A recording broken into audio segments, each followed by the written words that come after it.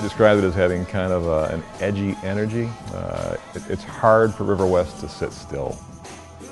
Riverwest is the bow of the Milwaukee River east of Holton Street. It's real easy. Riverwest has always been a place where you have these currents mingling, and that goes back to the very start of European immigration there back in the 1800s. It's hard to underestimate the impact of the river on that neighborhood. First of all, it defines it. Without the river there, it wouldn't be. It is the neighborhood's eastern border. But other ways as well. Back in the 1870s, 80s, 90s, that was Milwaukee's recreation. It was our summer recreation. You get 15,000 people taking the streetcar or steam launches up to just a procession of swimming schools, canoe clubs, beer gardens, amusement parks.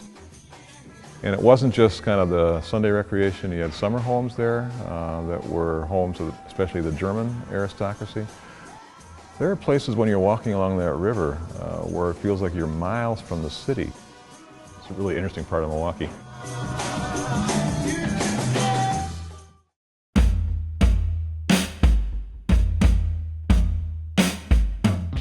In terms of the range of groups, Riverwest certainly has by far the most eclectic variety.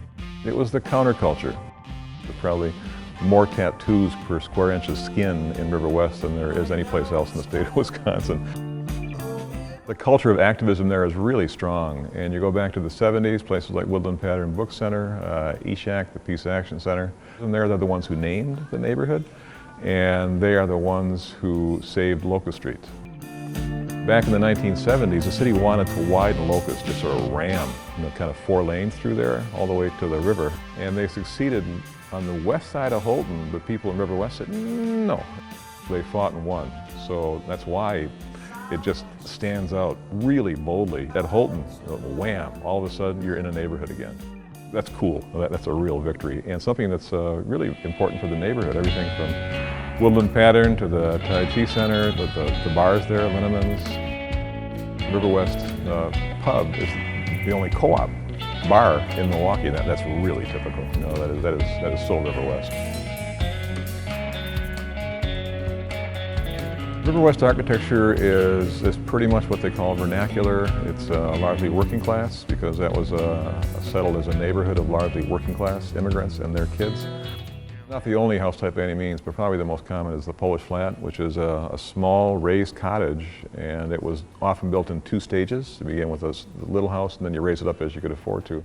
It was immigrant thrift. It was kind of a testament to not just ingenuity, but also kind of the desire for home ownership. The notion that your home was your castle, and so you're lord of that castle, and then you could raise it up and you're a landlord as well. Today, there's a really active art scene, there's a very active political scene, there's a very active club scene, there is everything from storefront churches to food co-ops. These homegrown institutions begin in Riverwest, so it develops its own life. Everything from a place to chill to a place to experiment with different sort of political and social forms as well. So it became a really interesting kind of a laboratory in some ways, and also just a playground and an art center. Probably, without much doubt, Milwaukee's most diverse neighborhood.